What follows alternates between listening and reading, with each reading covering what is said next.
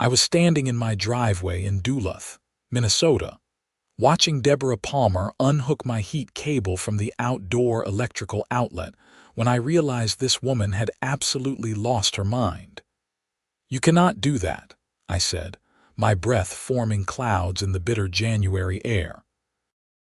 "That cable keeps my pipes from freezing."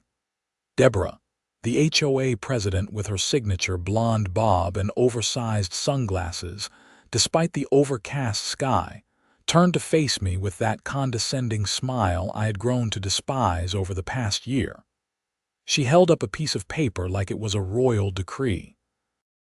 "According to Section 7, Subsection 4 of our community guidelines, all exterior electrical cords must match the trim color of the home. Your cable is orange. Your trim is white. This is a violation, Zachary." "It's a heat cable," I repeated slowly, like I was explaining basic physics to a child. "It's designed to be visible for safety reasons. And more importantly, without it, my pipes will freeze. We're looking at -20 degrees tonight."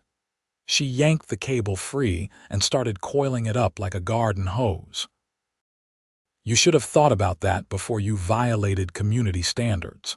You have 24 hours to purchase an appropriate white cable, and then you may reapply for approval to install it. The application process takes 7 to 10 business days." My neighbor, Marcus, was watching from his porch, shaking his head.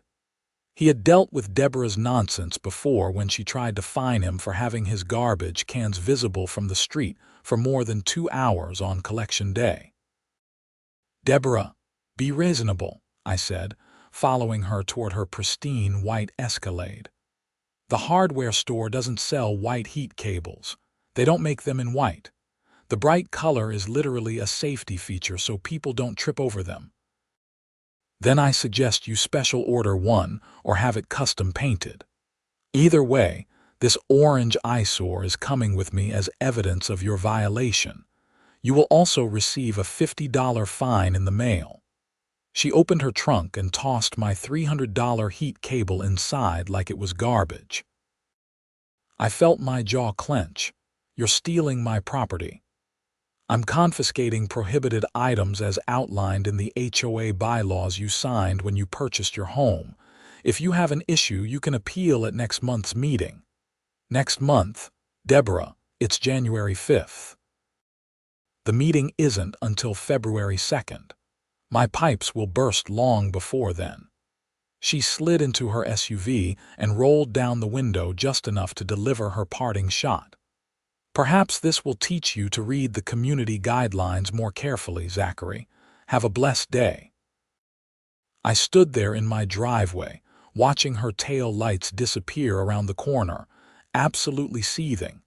My phone buzzed in my pocket. It was my buddy Tyler from the plumbing company where I worked as an HVAC technician. "Hey man, you seeing this forecast?" he said when I answered. -22 tonight. -18 tomorrow night. We're getting slammed with burst pipe calls already, and the worst hasn't even hit yet." "Yeah, I'm seeing it," I said, staring at the empty outlet where my heat cable had been plugged in just minutes ago. "I've got a feeling it's going to be a rough couple of days." I went inside and immediately went down to my basement to check the pipes. My house was built in 1987. Part of the Lakewood Heights community that had been converted to an HOA 5 years ago when the neighborhood was revitalized. The pipes ran along the exterior wall, which was technically insulated, but in Minnesota winters, insulation could only do so much. The heat cable had been installed by the previous owner specifically because these pipes had frozen twice before. I cranked up the heat to 78 degrees, opened the cabinet doors under the sinks to let warm air circulate, and set up a space heater in the basement pointed at the vulnerable section of pipe. It wasn't ideal, and it definitely wasn't guaranteed to work, but it was all I could do. That night, I barely slept. I set alarms for every 2 hours to go down and check the basement. At 2 in the morning, when the temperature outside had dropped to -21, I ran the faucets for a few minutes to keep water moving through the system. The wind howled against the windows, and I could hear the furnace running constantly, struggling to keep up. By 6 in the morning, the temperature had dropped to -22, and I was exhausted but relieved. The pipes were still flowing. I had made it through the worst night. I was making coffee when my phone rang. It was Marcus.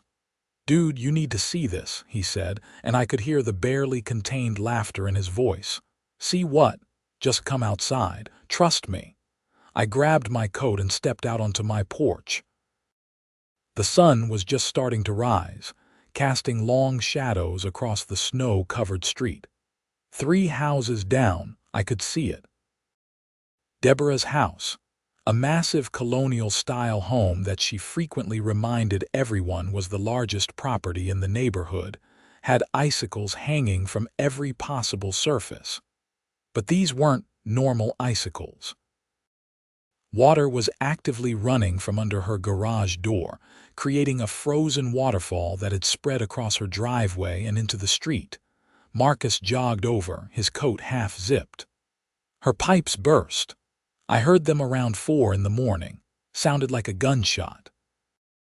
I think multiple pipes went because there's water coming from the garage, the basement window well, and I swear I saw some leaking from the second-floor bathroom window. I should have felt sympathy. I should have been the bigger person.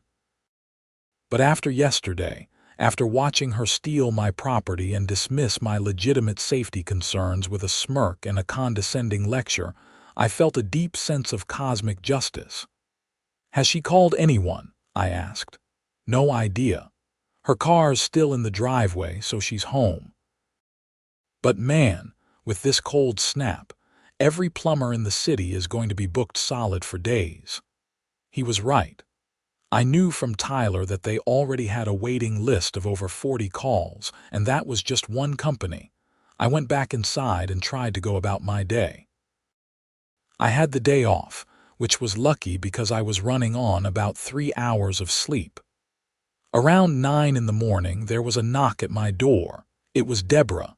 She looked different than she had yesterday. Her hair wasn't styled, she had no makeup on, and she was wearing sweatpants and an oversized Minnesota Vikings hoodie. Most striking was her expression. The superiority was gone, replaced with something between panic and desperation. "Zachary, I need your help," she said before I could even say hello. I leaned against the doorframe. "With what?" My pipes burst. "Multiple pipes. There's water everywhere. I've shut off the main, but the damage is already done. I've called 6 plumbing companies, and the earliest anyone can come out is Thursday. Today was Tuesday. I did the math in my head. That was 9 days away." "That's rough," I said. She shifted her weight from foot to foot. "You work for a plumbing company, right? I've seen your truck. Could you come look at it? I will pay whatever you want, double your normal rate." "I work in HVAC mostly, but I know pipes," I said slowly. "But I'm pretty sure I'm not allowed to help you." Her face scrunched up in confusion. "What do you mean?" "Well, according to the HOA bylaws, all contractors working on properties in Lakewood Heights need to be pre-approved and licensed with the HOA. That application process takes 7 to 10 business days. Wouldn't want to violate community standards, right?" The realization hit her like a slap. Her face went red. "This is different. This is an emergency." "Was it different yesterday when you took my heat cable, the one specifically designed to prevent exactly what happened to your house?" "I was just enforcing the rules. And I'm just following them." She took a deep breath, and I could see her trying to compose herself, trying to find that authoritative voice she used at HOA meetings. "Zachary, be reasonable. My house is flooding. I have water damage. The temperature isn't going to get above 0 for the next 4 days. I need help now." "Then I suggest you special order an approved contractor or wait for the application process. Either way, I can't help you. Have a blessed day, Deborah. I closed the door before she could respond. Through the window, I watched her stand on my porch for a solid 30 seconds before turning and walking back toward her house, her shoulders slumped. I won't lie. It felt good. Really good. An hour later, there was another knock. This time it was Sharon, the HOA vice president, and Linda, the treasurer. They were clearly the backup team. "Zachary, we need to talk about Deborah's situation," Sharon said, her voice honey-sweet. "There's nothing to talk about. She needs a plumber. I'm not available." Linda stepped forward. "We understand there was an incident yesterday. Perhaps Deborah was a bit overzealous with the enforcement, but surely you can see past that in a time of crisis." "A bit overzealous. She stole my property to enforce a rule that put her own house at risk, and now she's facing the consequences." "She was doing her job," Sharon protested. "Someone has to maintain standards in this neighborhood. Her job doesn't include theft, and if those standards are more important than basic home safety during a Minnesota winter, then maybe the standards are the problem." Sharon's sweet tone evaporated. "You know, there are other violations we could look into regarding your property. I noticed your mailbox is slightly faded, and I believe your lawn was half an inch too tall back in October." "Are you threatening me?" "I'm reminding you that we all have to live in this community together. It benefits everyone when we help each other." "Interesting. Where was that attitude yesterday?" They left without another word, and I noticed them stopping at 3 other houses on the street, presumably trying to find someone else who could help with Deborah's plumbing disaster. By noon, my phone was ringing. The number showed it was from the HOA office, which was really just a virtual number that forwarded to Deborah's cell. I didn't answer. She called 6 more times. Then she started texting. "Zachary, please. I'm sorry about yesterday. The water is still leaking. The damage is getting worse. I'll return your cable. Just please help me. I'm begging you. I have nowhere else to turn." I left her on read. Around 3 in the afternoon, I was watching TV when I heard a commotion outside. Through the window, I saw Deborah's husband Paul trying to work on the pipes himself. He had the garage open and was standing in 2 inches of frozen water with a wrench, looking completely lost. Paul was a corporate lawyer who probably hadn't held a tool in a decade. I watched him try to attach a pipe fitting backwards for 20 minutes before giving up. The temperature that night dropped to -18. I checked my own pipes religiously, running the faucets, keeping the heat cranked up. Everything held. Wednesday morning, I went to work. Tyler was running on fumes, barely coherent after responding to emergency calls all night. "How's your house?" he asked, downing his 3rd cup of coffee. "Fine, thank God. How many burst pipes last night?" 23 calls. 23. And we could only get to 8 of them. People are losing their minds. Any chance you could squeeze in a job in my neighborhood? HOA president's house got hit hard. He laughed, a tired, bitter sound. The same HOA president who wouldn't let the Johnsons paint their front door navy blue because it wasn't on the approved color list. That one. That's the one. Then no, I don't think we can squeeze her in. In fact, I think she just moved to the bottom of our list. Word traveled fast in small communities. By Wednesday afternoon, half the city's plumbers knew about Deborah confiscating my heat cable the day before the cold snap. The other half learned about it by evening. Duluth wasn't a huge city, and the contractor community was tight-knit. They looked out for each other, and they definitely didn't appreciate people who made their jobs harder with pointless regulations. Wednesday night, Deborah showed up at my door again. This time she looked worse. I could see she had been crying. "Please," she said, and her voice cracked. "I'm sorry. I was wrong. I will return your cable. I will waive the fine. I will personally amend the HOA rules to allow heat cables in any color. Just please help me. You already should have returned my cable. Where is it? It's in my garage. You can get it right now. Just please look at my pipes. I grabbed my coat. Not because I forgave her, but because I was genuinely curious about the extent of the damage. Professional curiosity, nothing more. Her house was a disaster. Water had frozen in sheets across the garage floor. The basement had 3 inches of standing water that had started to freeze around the edges. The main break was in the garage, where a pipe had burst completely, but there were at least 2 more breaks that I could see, one in the basement and one in a second-floor bathroom. "This is bad," I said, and I wasn't exaggerating. "You're looking at tens of thousands in damage, maybe more depending on what the water got to." "Can you fix it?" "The pipes, sure, the water damage. You need restoration specialists, mold remediation. This is a huge job. But you can fix the pipes." I absolutely could. It would take me maybe 6 hours, and I would need some supplies, but it was well within my skill set. "When are you returning my heat cable?" I asked. "Right now. It's right here." She led me to a shelf where my cable sat, still coiled exactly how she had wound it. I picked it up and inspected it. Undamaged, and the fine, waived, completely waived. "I'll have the paperwork to you by tomorrow. And the HOA rules about heat cables. I'll bring it up at the next meeting. We'll vote to amend them. Not good enough. You're the president. Make an executive decision. Send out an email to the whole community tonight stating that heat cables in all colors are approved effective immediately. If you can make executive decisions to steal people's property, you can make executive decisions to fix your mistakes." She hesitated, then nodded. "Done. I'll send it out within the hour. And one more thing, my neighbor Marcus, he got fined last year for his garbage cans. That fine gets waived too. That's not related to this. Those are my terms. Take them or leave them." She closed her eyes and took a deep breath. "Fine.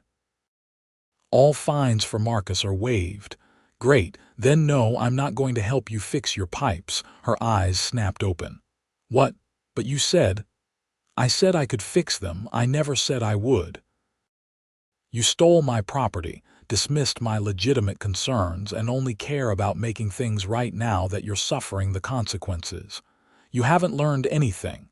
You're just scared and desperate. The second this is fixed, you'll go right back to your petty tyranny." "I won't. I promise I won't." "Your promises mean nothing to me. Enjoy your flooding house, Deborah. Maybe try calling the 7th plumber, or the 8th. I took my heat cable and walked out. She followed me into my driveway, actually crying now, begging me to reconsider. Marcus was on his porch again, openly grinning. "Zachary, please, I have nowhere to stay. The house is unlivable. There's a Holiday Inn on the highway. I hear they have availability." I went inside and plugged my heat cable back in, feeling it warm up under my fingers. Through the window, I watched Deborah standing in my driveway, her arms wrapped around herself against the cold, her whole world literally crumbling around her. Thursday morning, I woke up to 17 missed calls and 43 text messages. Most were from Deborah, but several were from other HOA board members, all with the same theme. I was being selfish. I was being petty. I was obligated as a community member to help in times of crisis. That last one actually made me laugh out loud. I was obligated. Where was their sense of obligation when Deborah was confiscating property and creating the exact crisis she was now facing? I forwarded all the messages to Marcus, who responded with a string of laughing emojis and a text that said, "You're a legend." I went to work, where Tyler greeted me with a high five and the news that 4 more plumbing companies had mysteriously declined to prioritize Deborah's job. The contractor network had spoken, but that afternoon, things took an interesting turn. I got a call from an unknown number. Against my better judgment, I answered. Is this Zachary Jennings? A professional female voice asked. Yes, who's this? This is Kate Daniels from the Minnesota Attorney General's Office, Consumer Protection Division. I'm calling regarding a complaint we received about an HOA confiscating personal property. My brain took a moment to catch up. Someone filed a complaint with the Attorney General. Actually, we received 7 complaints, all regarding Lakewood Heights HOA and specifically regarding President Deborah Palmer. Your name came up in several of them. Do you have a few minutes to talk? I had more than a few minutes. I had all the time in the world. I told Kate everything. The heat cable, the confiscation, the dismissal of safety concerns, the threats from Sharon about finding other violations, all of it. She listened, asked clarifying questions, and took detailed notes. Mr. Jennings, what Miss Palmer did likely constitutes theft under Minnesota law. HOAs have specific powers granted to them, but confiscating property without due process isn't one of them. They can fine you, they can place liens on your property if fines aren't paid, but they cannot simply take your belongings. So I could press charges. You could. But more importantly, we're investigating whether this HOA has engaged in a pattern of illegal behavior. Based on the complaints we have received, this isn't an isolated incident. Would you be willing to provide a formal statement? Absolutely.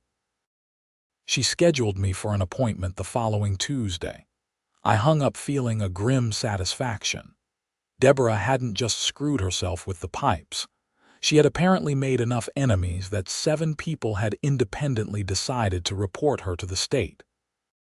Friday morning, the temperature finally climbed above zero. It reached a balmy 12 degrees, which felt like summer after the week we had endured. I was having coffee when there was a knock at the door. It was a man I didn't recognize, maybe 60 years old, wearing a nice suit under his winter coat. Zachary Jennings. That's me. I'm Robert Chen, attorney at law. I represent Deborah Palmer. She would like to discuss a settlement regarding the incident with your heat cable. A settlement. Mrs. Palmer is willing to compensate you for any inconvenience caused by the temporary confiscation of your property. She's prepared to offer $1,500, plus the return of your cable and removal of all fines, in exchange for your agreement not to pursue legal action. $1,500. My cable had cost $300. That was an extra $1,200 in please don't sue me money. Does this settlement require me to provide plumbing services? No, it's purely compensation for the cable incident. And it doesn't prevent me from talking to the Attorney General's office. He hesitated. Mrs. Palmer would prefer if this matter stayed private. I bet she would, but that's not what I asked. The settlement does include a non-disparagement clause. Then no deal. I'm not signing anything that prevents me from telling the truth about what happened. Mr. Jennings, be reasonable. $1,500 for a $300 cable is generous. Then it should be an easy decision for Deborah to remove the non-disparagement clause. If she genuinely wants to make this right, she'll compensate me without trying to buy my silence. He left to consult with his client, which I assumed meant calling Deborah from his car. He was back in 10 minutes. $2,500, final offer with the non-disparagement clause. No amount of money is worth signing away my right to speak honestly about what happened. Tell Deborah I said no thank you. I closed the door. Through the window, I watched him sit in his car for several minutes, presumably on the phone, before driving away. That afternoon, Marcus came by with a 6-pack of beer and the biggest grin I had ever seen. Dude, you're not going to believe this. 3 more board members just resigned. Sharon and Linda both quit this morning and Tom quit an hour ago. The HOA is falling apart. Why'd they resign? Apparently, the Attorney General's office sent a letter to the HOA board requesting documents and notifying them of an investigation. Sharon and Linda want nothing to do with it. Tom said he had a lawyer look at everything, and the lawyer advised him to distance himself immediately. We sat on my porch, drinking beer in 12-degree weather because we were Minnesotans, and that's what we did, watching the chaos unfold on our street. A restoration company truck showed up at Deborah's house, then left after 20 minutes. Apparently, she couldn't afford their services without insurance approval, and insurance was dragging their feet on the claim. "Think she's learned her lesson?" Marcus asked. "I think she's learned that actions have consequences. Whether she's learned not to be a tyrant is another question." Saturday morning, I got a text from Kate Daniels at the Attorney General's office. "Just a heads up, Deborah Palmer reached out trying to settle with the state. We informed her that's not how this works. Wanted you to know in case she contacts you again." Deborah did not contact me again that day. Or Sunday. By Monday, the temperature had risen to 23 degrees and the immediate crisis was over. Pipes were still burst all over the city, but at least no new ones were freezing. Monday evening, there was a community meeting. Not an official HOA meeting, but an emergency gathering that Marcus organized at the community center. About 30 homeowners showed up, which was impressive given the short notice. Deborah was there, looking smaller somehow. The swagger was gone. She sat in the back row, not at the front where she usually positioned herself. Marcus ran the meeting. He laid out everything that had happened, not just with me but with other homeowners who had been victims of petty enforcement actions. A woman named Jennifer talked about being fined for having a vegetable garden that was allegedly too visible from the street. A man named Doug discussed being threatened with legal action because his daughter drew a hopscotch grid on their driveway with washable chalk. The room was angry. "People were done. We need to recall the board," Jennifer said. "All of them, start from scratch." "Most of them already resigned," Marcus pointed out. "It's basically just Deborah now." All eyes turned to the back row. Deborah stood up, her voice shaky. "I resign, effective immediately. I'm sorry for everything. I thought I was helping the community, maintaining standards, protecting property values. I see now that I was wrong." "You weren't wrong about wanting nice neighborhoods," Doug said. "You were wrong about how you went about it. You acted like a dictator instead of a neighbor." "I know. I'm sorry. I will cooperate fully with the Attorney General's investigation. I will return any property I confiscated. I will pay back any fines that were unjust. I just want to be done with all of this." She walked out before anyone could respond. Through the window, I watched her get in her car and drive away. I felt something unexpected. Not quite sympathy, but not satisfaction either. Maybe it was just exhaustion. The whole situation had been draining. The meeting continued without her. The homeowners voted to dissolve the HOA entirely, which required a 70% approval vote according to the bylaws. We got 82%. Lakewood Heights would no longer be an HOA community. People could paint their doors whatever color they wanted, plant gardens, use orange heat cables, and leave their garbage cans visible for 2.5 hours without fear of tyranny. Tuesday, I went to the Attorney General's office and gave my formal statement. Kate was professional and thorough, asking detailed questions about not just the heat cable incident, but also about the HOA's general operations. "This is helpful," she said when we were done. "Based on what we're seeing, Ms. Palmer likely violated several consumer protection statutes. The confiscation of property is the most clear-cut, but there are also questions about the fines and whether proper procedures were followed. What happens now?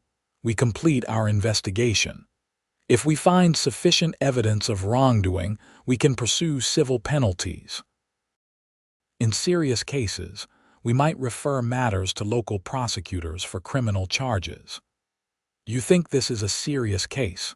She chose her words carefully. I think Miss Palmer abused her authority as HOA president and caused real harm to homeowners. Whether that rises to criminal conduct is something we're still evaluating. I left feeling vindicated but also strange. I had never set out to destroy Deborah's life. I just wanted my heat cable back. But she had made choice after choice that led to this point, and now she was facing the consequences.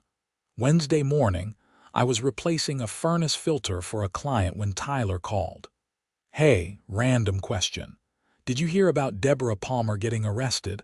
I nearly dropped the filter. What? Yeah, police showed up at her house this morning. Apparently it's related to HOA stuff, but I don't have details. I called Marcus immediately. He was already in the loop, thanks to his wife who worked at the courthouse. It's not just the heat cable thing, Marcus explained. Remember how she was always really aggressive about collecting fines? Turns out she was embezzling HOA funds. The Attorney General's investigation uncovered it. She was collecting fines, depositing the checks, and then only reporting half of them to the HOA accounting. She pocketed something like $40,000 over 3 years. Holy hell. Yeah. The Attorney General referred it to the county prosecutor. She's being charged with theft and embezzlement. That's why she was so desperate to settle with you. She knew once the investigation started, they'd find everything else. I sat in my truck, processing this information. The heat cable had just been the thread that, when pulled, unraveled an entire tapestry of corruption. That evening, the local news ran a story about it. HOA president arrested for embezzlement was the headline. They interviewed Kate Daniels, who gave a careful statement about protecting homeowners from abuse of authority. They tried to interview me, but I declined. This wasn't about getting attention. It was about justice. Thursday, I got a letter in the mail. It was from Deborah Handwritten. Zachary, I don't expect you to forgive me. I don't forgive myself. You were right about everything. I was a tyrant. I was a thief. I told myself I was protecting the neighborhood, but really I was on a power trip and stealing money to pay for things my husband and I couldn't afford. The house, the car, the lifestyle, none of it was real. It was all built on stolen money and cruelty. I'm sorry for taking your cable. I'm sorry for how I treated you and everyone else. I hope someday I can make this right, though I don't know how. I'm facing prison time and I deserve it. I just wanted you to know that you were the catalyst for me finally facing the truth about who I had become. So thank you, in a strange way. Deborah, I read the letter 3 times. I didn't know what to do with it, so I filed it away in a drawer and tried to move on with my life. The next few months were a blur. The HOA officially dissolved in February. The legal case against Deborah moved forward slowly, as legal cases do. In March, she pleaded guilty to embezzlement and theft. In April, she was sentenced to 18 months in prison and ordered to pay restitution to all the homeowners she had stolen from her house, with all its water damage and repairs, went into foreclosure. I heard through the neighborhood grapevine that she and Paul were getting divorced. His legal career had taken a hit from the association with her crimes, and he blamed her for destroying their life. She didn't fight him on anything. The house eventually sold in June for well below market value because of the extensive damage. Life in Lakewood Heights improved dramatically without the HOA. People painted their doors interesting colors. Gardens bloomed without fear of fines. Kids drew chalk art on driveways. It felt like a real neighborhood instead of a controlled experiment in suburban conformity. One Saturday in July, I was grilling in my backyard when Marcus came over with his family. We had become close friends through the whole ordeal. You know the new family that bought Deborah's old house?" he said, flipping a burger. "They want to start a neighborhood association, not an HOA, just like a social group. Block parties, holiday decorations, that kind of thing." That actually sounds nice.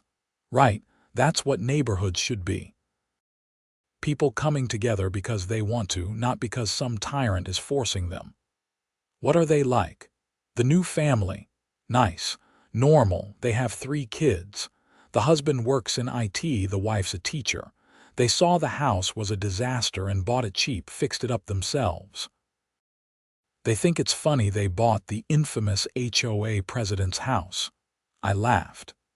"Did you tell them the whole story?" I gave them the highlights. They couldn't believe it. Apparently in their old neighborhood in Wisconsin, the HOA was actually helpful. Snow removal, community events, playground maintenance. They were shocked to hear how bad it can get. It depends on who's running it.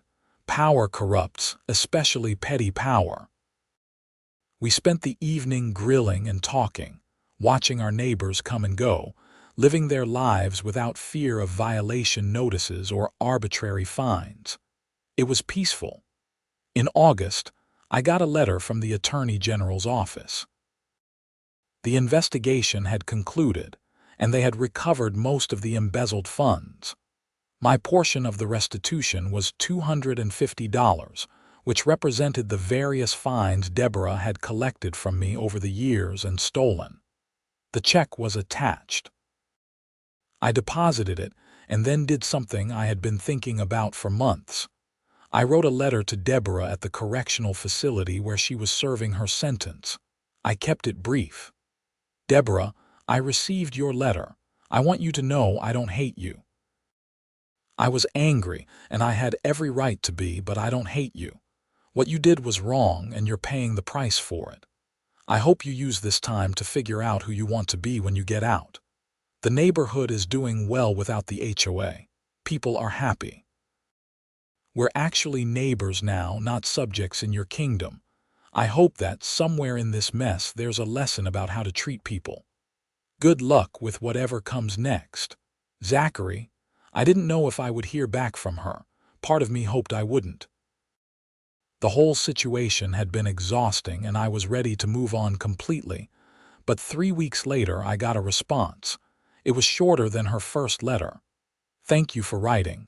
You didn't have to. I think about the heat cable every day. About how my stubbornness and pride could have caused serious damage to your home, just like it caused serious damage to mine. I'm in therapy here, trying to understand how I became the person I was. It's hard work, but necessary. I'm glad the neighborhood is doing well. That's what I should have wanted all along. People being happy, not people being compliant. I won't write again. You deserve to move on, but thank you for the kindness. I didn't earn it, which makes it mean even more. D." I filed that letter away next to the first one and decided that would be the end of it. She was right. It was time to move on. September came, bringing cooler weather and the first hints of fall. I was winterizing my home, making sure everything was ready for the cold months ahead. I plugged in my heat cable, the same orange one that had started this whole mess, and felt a sense of satisfaction watching it warm up. Marcus came over with 2 beers, his new tradition whenever the temperature dropped below 50. "Another winter coming," he said, handing me a bottle. "Yep. Think we're ready this time? Definitely. No HOA to steal our heat cables, no Deborah to fine us for having snow on our roofs. Just good old-fashioned Minnesota winter." We clinked bottles and drank, watching the sun set over the neighborhood. The new family in Deborah's old house had their kids out front, raking leaves into piles and jumping in them. Down the street, someone was testing their Christmas lights even though it was only September. 2 houses over, a purple front door gleamed in the fading light. It was chaos compared to the strict uniformity Deborah had enforced. It was also beautiful. "You ever think about what would have happened if you had just helped her?" Marcus asked suddenly. With the pipes, I mean. I had thought about it many times. She would have gotten her pipes fixed, paid me, and gone right back to being a tyrant. The embezzlement would have continued. More people would have been hurt. Sometimes the hard thing and the right thing are the same thing. That's surprisingly philosophical for a guy who just wanted his heat cable back. I laughed. Yeah, well, sometimes life gets complicated. We finished our beers in comfortable silence. Inside my house, the furnace kicked on, preparing for a cold night. My pipes, protected by my orange heat cable, would stay warm and unfrozen. My house would remain undamaged. And in the morning, I would wake up in a neighborhood free from tyranny, where people could live their lives without fear of petty enforcement actions and stolen property. It had been a long, strange journey from that January day when Deborah confiscated my cable. But looking back, I wouldn't change how I handled it. I stood my ground. I refused to compromise my principles. And when given the choice between revenge and justice, I chose justice. Not because I was a saint or a hero, but because I was tired of bullies getting away with bad behavior just because they held some minor position of authority. Deborah had abused her power, and the system, eventually, had held her accountable. That was worth more than any amount of satisfaction I could have gotten from refusing to help her with her burst pipes. October brought the neighborhood association's first event, a Halloween party organized by the new family in Deborah's old house. It was voluntary. No one was forced to participate, and it was exactly the kind of community building that an HOA should have been doing all along. I went dressed as a furnace repairman, which Marcus said was the laziest costume he had ever seen since I literally just wore my work clothes. He went as a garbage can, in honor of his infamous fine from years ago. We got a lot of laughs. The neighborhood kids went trick-or-treating in a pack, running from house to house without worrying about violating any decoration ordinances. Some houses went all out with decorations. Others did nothing. No one got fined. No one got angry. It was perfect. In November, the first snow fell. I watched from my window as people shoveled their driveways at their own pace without fear of violation notices for taking too long. My heat cable hummed along, keeping my pipes warm, bright orange and visible and completely legal. Thanksgiving came, and Marcus invited me to join his family. Over turkey and stuffing, his wife mentioned that Deborah had been released early for good behavior.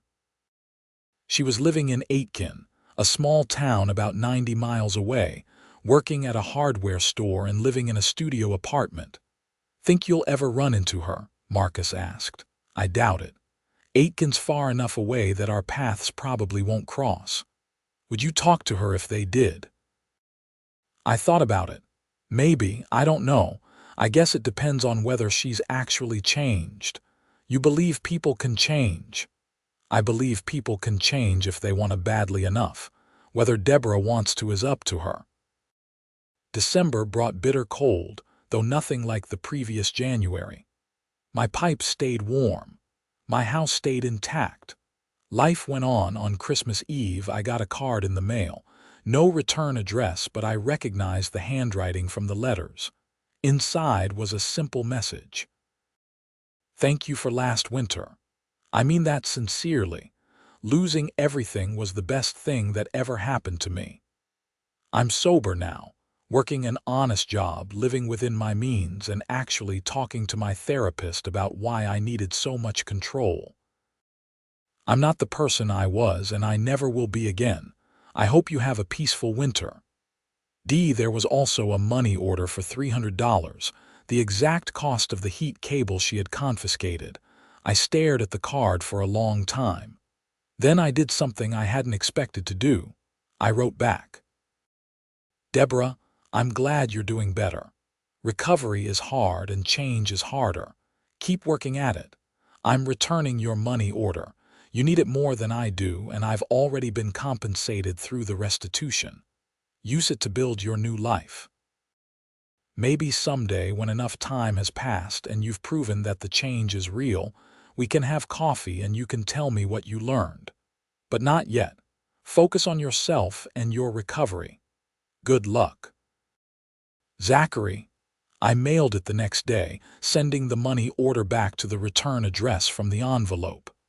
I didn't know if I would hear from her again. Part of me hoped I would, years from now, when the wounds had healed, and enough time had passed that we could look at the whole situation as a learning experience rather than a trauma. But that was future thinking.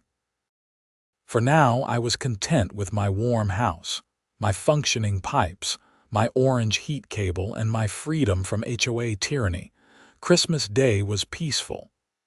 I spent it with Marcus and his family, eating too much food and watching football. When I went home that evening, I stood on my porch and looked at my neighborhood. Lights decorated houses in every color imaginable. Inflatable Santas competed with elegant nativity scenes. One house had gone full Griswold with lights covering every possible surface. Another had a single wreath on the door. The diversity was beautiful. The freedom was beautiful. The lack of someone telling us how to celebrate was beautiful. I went inside, turned on my electric fireplace, and settled in for a long winter's night. Outside, my heat cable glowed orange in the darkness, keeping my pipes warm, preventing disaster, doing exactly what it was designed to do. It had been 1 year since Deborah confiscated it. 1 year since she set off a chain of events that led to her arrest, imprisonment, and eventual reformation. 1 year since I learned that standing your ground against petty tyranny sometimes meant watching that tyranny collapse under its own weight. The lessons from that winter stayed with me. Power, even small power, needs to be wielded responsibly. Rules need to serve people, not the other way around. And sometimes the kindest thing you can do is let someone face the consequences of their actions, because that's the only way they'll learn. As January approached, bringing with it memories of frozen pipes and stolen cables, I felt grateful. Grateful for my warm house, my good neighbors, my freedom, and yes, even grateful for Deborah in a strange way. She had taught me something about standing up for myself, about knowing when to fight and when to show mercy, about the difference between revenge and justice. The winter wind howled outside, dropping the temperature into the single digits. My furnace hummed. My heat cable glowed. My pipe stayed warm and intact. Everything was exactly as it should be. And in a small studio apartment 90 miles away, I hoped Deborah was warm too, building a better life from the ashes of the old one, learning to be a person instead of a tyrant, finding peace in powerlessness and joy in simplicity. The story of the heat cable was over. But the lessons would last a lifetime.